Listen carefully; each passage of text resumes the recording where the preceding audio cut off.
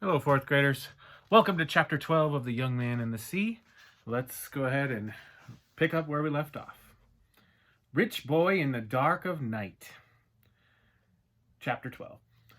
The thing about drifting the creek at night is how it makes you feel invisible. Like you can watch the darkness of the world go by, but nothing can see you. You can see the tall pines standing like an army of zombies along the shore, with stars for eyes and the wind moving their ragged arms, but they can't find you. Nothing can. It's like being asleep, but watching yourself inside the dream drifting on the creek, letting the tide pull you around each bend, letting the current carry you along, but keeping you always safe, always moving. Until you wake up and remember that what you've always been afraid of has already come true, like what happened to Mom in the Mary Rose sinking. Makes you never want to wake up, but in the end you got no choice. That's the way it works in this world. You gotta wake up or disappear.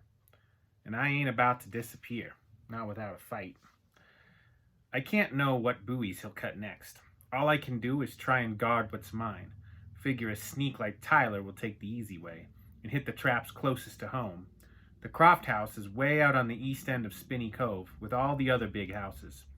Places where they got electronic gates and garages big enough for 6 cars and more rooms than people to live in them. Rich people houses. Houses so important they got names like Windswept and Beach Rose and Seaview. Rich guys like Tyler's dad, they don't fish for money, they fish for the fun of it. And because it gives them an excuse to own a big expensive boat and wear a long-billed fisherman's cap.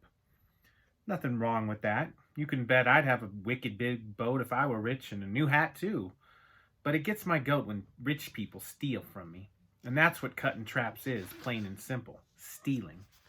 Sticks in my craw like a rusty hook, knowing how little it means to a rich creep like Tyler Croft that he can ruin my life anytime he feels like it. There's no moon in the sky, but the stars make enough light to see by, just barely. Enough so I can find my way, weaving through the boats moored in the harbor. Shadows of boats is more like it, looming things that move with the current, swinging all together like a flock of ducks set down on a pond, beaks to the wind. Sound of my outboard echoes off the hulls, so loud it seems the whole world must know where I am. But they don't. It's just another sound in the night, a small boat going by, no big deal.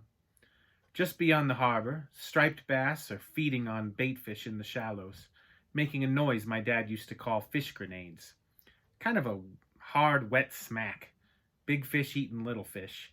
You can tell by the way they hit sometimes that the little fish gets away. I like it when that happens. I'm easing in along the shore, about 100 yards from the Crofts' big floating dock, when a boat pulls away from the dock. I quick shut off my motor and lie down in my little skiff as it goes by. When I peep over the side, there he is, Tyler Croft taking off in Boy Toy, his own personal Boston whaler. Brand new 4-stroke outboard runs so quiet, all you can hear is the slap of water on the hull. Perfect for sneaking around at night. Doesn't have his running lights on, so I know he's up to no good. Trouble is, he's going so fast he's almost out of sight before I can get my little 5-horse motor started. All I can do is follow along in his wake, but that's enough to get a pretty good idea of where he's going. The curve inside the jetty where I set a dozen traps. If he's really there, cutting my buoys, I'll have to sneak up on him. Otherwise, he'll just take off and I'll never catch him. Once I get to where the jetty starts, I turn off the motor and get out the oars, row up close to the jetty, and then follow it along. Jetty is like this big arm made of rocks that pokes out into the harbor and protects it from waves whenever there's a storm. Right now it's hiding me in its shadow as I row along, being careful as I dip the oars. Splash might give me away. As I row, I'm looking over my shoulder, wishing I could see in the dark like a cat or something. I do see something out there, but what is it? Could be just a boat anchored on its mooring, farther away than I think. Distance is hard to judge at night on the water, with only the light of stars to guide you. But then something moves on the boat, and I know. A person standing up, then leaning over the side of the boat, then standing up again. Can't quite make it out, but it's gotta be Tyler, grabbing my buoys in the water and cutting the line, then moving along to the next buoy. Must be it's too much work to actually haul up the trap and steal the lobster. Easier just to cut the buoy. I keep rowing until I get opposite the dark boat. Then I take hold of the starter cord and pull, praying my outboard motor will fire up on the first go. It does. I got no plan in mind except how mad I am. So I twist the throttle and head for the dark boat as fast as my little skiff will go. See him drop a buoy, and then my bow goes wham into the side of the whaler, and he falls down inside of the boat, cursing and hollering madder than a bee in a jar. Knocked me down too, but I don't care. I'm glad I hit him, even if it probably did more damage to my boat than his. Tyler Croft, you're a thief! I hope you die, you miserable piece of crud! Tyler's head pokes up over the side, and I can see him clear as day. He's smiling. Well, look who I bumped into, he says. I bumped into you. Whatever. You owe me $500, I go, making up a number. Pay up or else. Or else what? You'll get arrested. You'll go to jail. You're cracked, lobster boy. Why would I go to jail? He's having fun now, teasing me. Stole my lobster. Cut my buoys. Yeah? Prove it. Saw you with my own eyes. You didn't see anything. It's too dark. Nobody will believe anything you say. You're just a lying swamper and everyone knows it. The thing that makes me maddest of all, that makes me feel like I swallowed a frog, is how right he is. My word against his, lobster boy versus rich boy. You know who wins that fight. I ain't got no money for lawyers, and he does, or anyhow his father does. No way can I win against him. Our boats have started to drift apart.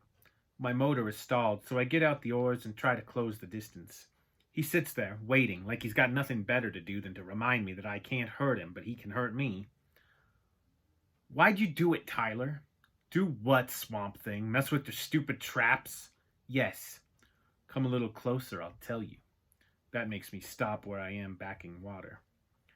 Tyler stands up, swinging a boat hook. I duck and feel it whoosh over my head. You're a loser, lobster boy. Get used to losing.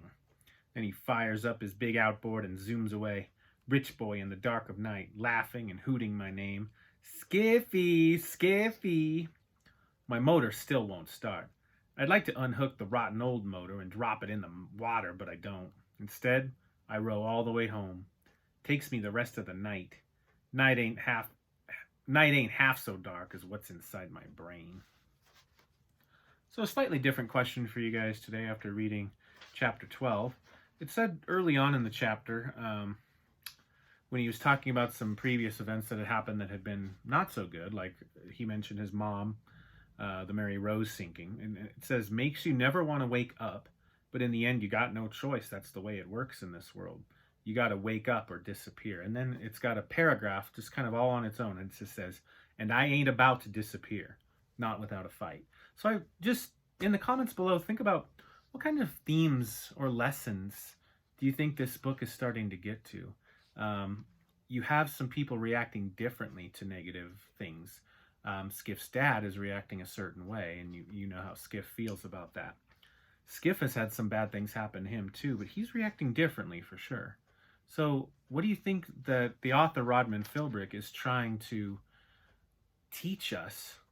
You know, how are we supposed to react when we come across adversity, meaning things that are maybe tough in our lives?